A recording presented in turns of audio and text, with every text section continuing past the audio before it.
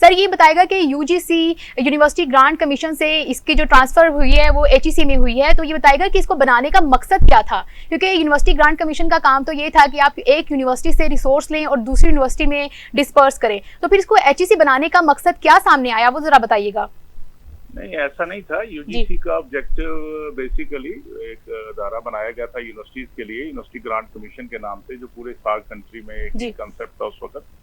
तो उसमें उन यूजीसी का मकसद जो था, जो काम था वो ये था, एक तो ऑफकोर्स जो करिकुलम का है, standardisation of curriculum of the university, और दूसरा जो गवर्नमेंट रिसोर्सेज देती थी उनको डिस्पर्स करना यूनिवर्सिटी तक। तो बेसिकली ये 2-3 मेजर काम थे। कोई स्पोर्ट की एक्टिविटी भी साथ हो जाती थी इस तरह के। लेकिन जब गवर्नमेंट ने रियलाइज किया कि भाई अपने हमारे हायर एजुकेशन को उसका जो इम्प्रूव करना चाहिए और इंटरनेशनल लेवल पे उसकी जो है डिलीवरी होनी चाहिए, उसके लिए एक टास्क फोर्स बनाई गई। उस टास्क फोर्स ने 1 साल पूरा वो मुख्तलिफ स्टेक होल्डर से इंटरव्यू किया, उनसे सारी रिकमेंडेशन लेके फिर एक रिपोर्ट बनी। उस रिपोर्ट की बुनियाद पे हायर एजुकेशन कमीशन की क्रिएशन हुई, जो 2011-12 में, सॉरी 2001-2 में ये एचईसी से यूजीसी बना। और इसमें जो बेसिक डिफरेंस था वो ये था कि इसको मेन उसमें से निकाल के, जो पहले तो यूजीसी एक ज़ैली अदारा समझा जाता था मिनिस्ट्री ऑफ एजुकेशन का, और वो उनका सब सर्वेंट डायरेक्टरेट टाइप चीज या डिपार्टमेंट था, जो वहां से इंस्ट्रक्शन लेके आगे काम करता था। तो इसको ऑटोनॉमी के लिए इसको ऑटोनॉमस किया गया, इसको ज्यादा पावर दी गई, इसको डायरेक्ट प्राइम मिनिस्टर के इस अदारे को, इसकी कंट्रोलिंग बॉडी जी थी वो प्राइम मिनिस्टर थी, और चेयरमैन को स्टेटस ऑफ फेडरल मिनिस्टर दिया गया।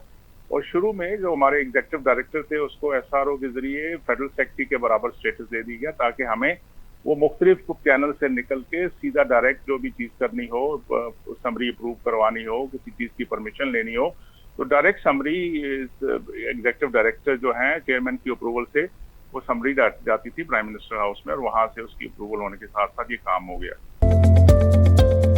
सर ऑनलाइन एजुकेशन की बात की जाए तो उसमें ऑनलाइन जो है वो मीडियम्स यूज हो रहे हैं, तो उसमें मीडिया का क्या किरदार है बच्चों को एजुकेशन देने के हवाले से? क्योंकि सर अगर हम प्रिंट मीडिया की बात करें तो पहले जो है वो हम पढ़ते थे और उसको समझते थे, और उससे हमारी उर्दू भी इंप्रूव होती थी, लैंग्वेज पे भी बात आ जाती थी। लेकिन जब से इलेक्ट्रॉनिक मीडिया है, सोशल मीडिया है, तो उसमें हम चीज़ों को ज़्यादा सुनने के आदी हो गए हैं, हम रिसर्च वर्क अपना नहीं करते हैं। क्या कहते हैं आप? जी देखिए, ये ऑब्वियसली इंसान की फितरत है कि वो इंसान जो है ना वो सहल पसंदी की तरफ जाता है और आसानियां तलाश करता है।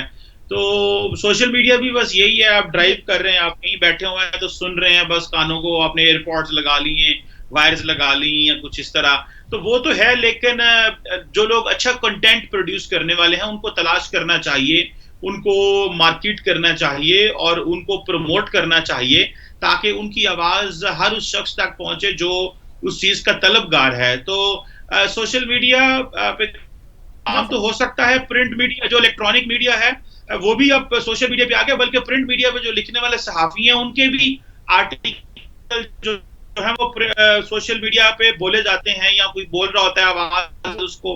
तो इसका मतलब है कि सोशल मीडिया ही असल चीज है। अगर अगले 5 साल में 10 साल में इसकी बहुत ज्यादा वैल्यू रहेगी, इसमें ज्यादा तब्दीलियां आएंगी, इनोवेशंस आएंगी, तो काम तो होने वाला है। लेकिन अगर इंटरनेट सस्ता हुआ और इंटरनेट की रीच ज्यादा हुई तो उसके बहुत ज्यादा फायदे होंगे। सर ऑनलाइन एजुकेशन को आप ऑथेंटिक वे समझते हैं एजुकेशन हासिल करने के लिए? क्योंकि अगर आप किसी भी एक चीज को अगर आप कुछ ढूंढना चाहते हैं तो उसकी एक लंबी लिस्ट आ जाती है सामने, तो ये भी हम वेरीफाई नहीं कर सकते कि कौन सा ऑथेंटिक सोर्स है, कौन सा नहीं है। तो एजुकेशन देने के लिए क्या ऑनलाइन सिस्टम जो है ये एक बाकायदा जो है परमानेंट सोल्यूशन हो सकता है? मैडम, इसमें इंपॉर्टेंट चीज ये है कि इंफॉर्मेशन का मतलब ये है कि आपके पास इंफॉर्मेशन तो बहुत ज्यादा आ रही है, पर उस इंफॉर्मेशन को प्रोसेस करना बहुत बड़ा चैलेंज है। और आप इंफॉर्मेशन को प्रोसेस तब कर सकते हैं जब आपके पास किसी भी सब्जेक्ट का या तो बैकग्राउंड नॉलेज हो, या फिर आपके पास इतनी रिसर्च कर लें कि उसके हवाले से चीजों को थोड़ा एनालाइज कर सकें। सो एक चीज या एक सोर्स को समझ के आप ये नहीं कह सकते कि ये जो आपके पास चीज आ गई सही है। फिर वेबसाइट्स की अपनी ऑथेंटिसिटी, राइटर्स की अपनी ऑथेंटिसिटी, ये भी चीजें मैटर करती हैं। जिस तरह हम कोई किताब लेते हैं, उसका हम पब्लिशर देखते हैं, हम उसके राइटर को देखते हैं, हम वो कब किताब पब्लिश हुई, इसी तरह सोशल मीडिया में भी चीज है कि कौन सी वेबसाइट से ली गई है, कौन से यूट्यूब के चैनल से ली गई है, कौन बंदा है जो बोल रहा है। तो ये सारी की सारी चीजें वही हैं जो हम मेन, अगर हम अखबार में भी देख लें तो हम देखते हैं कि डॉन में अच्छी खबर है, दी न्यूज में, जंग में, एक्सप्रेस में, इस तरह इंटरनेशनल न्यूज़पेपर है, फिर उनमें भी हम सहाफी देखते हैं कि कौन सा सहाफी है जिसकी क्रेडिबिलिटी है। तो सेम सोशल मीडिया भी आहिस्ता आहिस्ता छांटी होती जाएगी और पता चलता जाएगा चीजें कि कौन कौन सी चीजें बेहतर है, लेकिन वक्त लगेगा। लेकिन बहुत सारे लोगों ने अपनी मर्जी की, जो ऐसे लोग हैं जो अच्छा बोलते हैं, जो अच्छा कंटेंट दे रहे हैं, उनको चुन लिया, उसको देखते रहते हैं रेगुलर। और बहुत सारे हैं वो अपनी कम अकली की वजह से या अपने कम इल्म की वजह से जो एक अच्छी और मुफीद इंफॉर्मेशन है उस तक उनके लिए पहुंचने में या उस तक जो रसाई है उसमें मुश्किल होती है। काशिफ सर, मैं आपसे ये बताऊं कि ये सिंगल नेशनल करिकुलम जो है इसको इम्प्लीमेंट नहीं किया गया है, ये बात वाज़ेह है कि बहुत सारी वजूहात हो सकती हैं। कुछ लोग ये भी कहते हैं कि पंजाब की शमूलियत ज़्यादा है और कुछ दीनी पॉइंट ऑफ व्यू से भी इसको एक्सेप्ट नहीं करें। लेकिन मैं अभी आपसे ये क्वेश्चन पूछना चाहूँगी कि अगर हम प्राइवेट स्कूल्स की बात कर रहे हैं तो तमाम स्कूल तो कैम्ब्रिज और ऑक्सफोर्ड लेवल का तो नहीं पढ़ा रहे, प्राइवेट स्कूल छोटे लेवल पर भी हैं जहाँ पर मिडिल क्लास के बच्चे जो है वो एजुकेशन हासिल कर रहे हैं। तो वहाँ पर अब डिफरेंस क्या देखते हैं गवर्नमेंट के करिकुलम में और इस लेवल पर जो बच्चे पढ़ रहे हैं? क्या लैंग्वेज का एक डिफरेंस है कि सारा जो निसाब है, करिकुलम है, वो इंग्लिश में है और गवर्नमेंट का जो है वो उर्दू में है? इसके अलावा क्या डिफरेंस है? देखिए, मैं आपको बताऊँ, पहले तो हमारे कैम्ब्रिज एजुकेशन तो बहुत बड़ी है। इस वक्त पाकिस्तान के अंदर पब्लिक और प्राइवेट स्कूल के मिला के 5 करोड़ से बच्चे तालीमी इदारों में पढ़ रहे हैं, और उसमें से जो कैम्ब्रिज की जो बच्चे हैं वो बमुश्किल 8-10 लाख से ज्यादा बच्चे नहीं है, तो वो हमारी कम्युनिटी का बमुश्किल 1% भी नहीं बनता।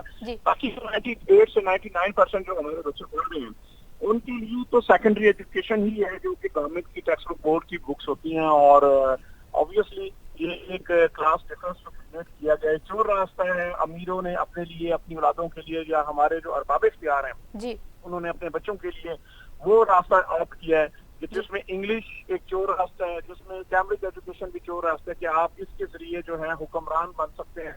और वो बच्चे जो कि इंग्लिश पे अबूर रखते हैं और वो बच्चे जो कि कैम्ब्रिज एजुकेशन पे अबूर रखते हैं, वो हमारे बाकी जो है 99% जो हमारी कम्युनिटी है उसको जो है उन्होंने यरगमाल बनाया होता है। और ये बहुत अनफॉर्चुनेट है। होना ये चाहिए, दुनिया में आज तक कभी ऐसा नहीं हुआ कि किसी कौम ने अपनी से गैर मुल्की जुबान में तरक्की की हो। चाहे आप यूरोप को देखें, जापान को देखें, चाइना को देखें, किसी को भी अगर आप देखते हैं तो ये सब के सब जो है ये अपनी लैंग्वेज के अंदर इन्होंने जो है वो हमेशा तरक्की की है, किसी दूसरे की लैंग्वेज के अंदर इन्होंने तरक्की नहीं की। ये बहुत ही अनफॉर्चुनेट है जी। और ये ऐसा होना नहीं चाहिए था। और आप लोगों को मतलब जब देखते हैं कि एक अमीर का बच्चा, एक गरीब का बच्चा, वो डिफरेंस क्या है? वो डिफरेंस बुनियादी तौर पे जुबान का है। और जुबान का डिफरेंस इतना अनफॉर्चुनेट है कि अब भी जो इमरान खान साहब का स्लोगन था, इमरान साहब से जो वीएन था, उनकी जो जाली अरेस्ट हुए नीचे, उन्होंने बेड़ा गर्क कर दिया। उन्होंने फिर हमारे ऊपर इंग्लिश मुसल्लत कर दी। प्रॉब्लम हमारी लैंग्वेज बैरियर जो है वो है। एक आम इंसान का बच्चा बहुत काबिल है, वो शायद इन उमरा को, गुजरा की औलादों को बहुत पीछे छोड़ दे, अगर ये लैंग्वेज बैरियर जो इंग्लिश का इन्होंने रखा ये ना हो। लिहाजा हम तो ये कहते हैं कि जहाँ पे आप बात करते हैं सिंगल एजुकेशन सिस्टम के लिए, उसके लिए लाजम है कि आप अपनी जुबान, अपना नसाब और अपनी जुबान जरूरी है। अदरवाइज गरीब का बच्चा जो है वो कभी तरक्की नहीं करेगा। और ये हमारा एजुकेशन सिस्टम नंबर बेस्ड है जी। काशिफ साहब बिल्कुल सही कहा जी जी। ये नंबर बेस्ड है। ये हमारे आम इंसान के बच्चे को कभी ऊपर नहीं आने देगा। उसको हमने नंबरों में इतना खुदगर्ज बच्चों को बना दिया है कि वो बस टीम वर्क पे बिलीव नहीं करता, वो क्वालिटी पे नहीं करता। हमें बच्चों के नंबर से ज्यादा उनकी काबिलियत जो है वो आम होनी चाहिए। असेसमेंट का सिस्टम ऐसा हो कि जिसमें बच्चे की काबिलियत, उसकी छुपी हुई इंटेलेक्चुअल एबिलिटी को हम आइडेंटिफाई करें।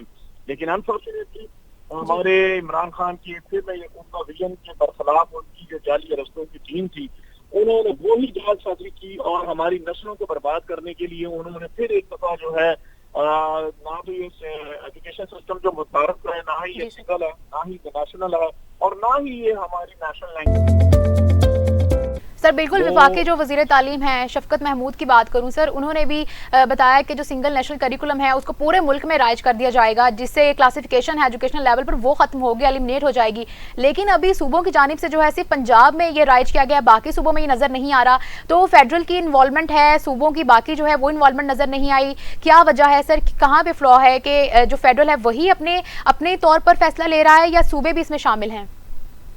देखिए, सिंगल नेशनल करिकुलम बहैसियत सिंगल नेशनल करिकुलम तो एक कमाल की और एक एक्सीलेंट चीज़ है।